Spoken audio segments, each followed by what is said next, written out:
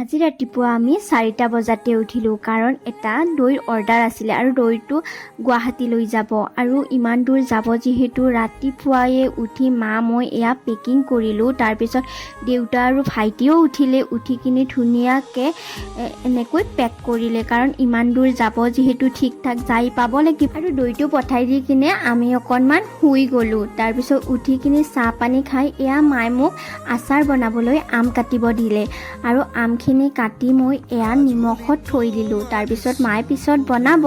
তাৰপিছত ময়ো আজি অকণমান দৈ চিৰা খাই ল'লোঁ। এয়া কাপোৰ কানিবিলাক ধুই দিছোঁ আজি ছানডে যিহেতু। তাৰপিছত ভাত পানী খাই শুই আৰু এতিয়া কাপোৰবোৰ সামৰি ল'লোঁ আৰু ঘৰত আছোঁ যিহেতু চোতাল ঘৰ সাৰা পালটো আজি মোৰে আৰু কালিৰ পৰাই ভণ্টি আৰু মই ভাবি থৈ দিছোঁ আজি আম খাম বুলি, কিন্তু আগবেলা আমাৰ টাইমেই নহ'ল, পিছবেলাহে আজি ছিজনৰ প্ৰথমটো আম খালোঁ।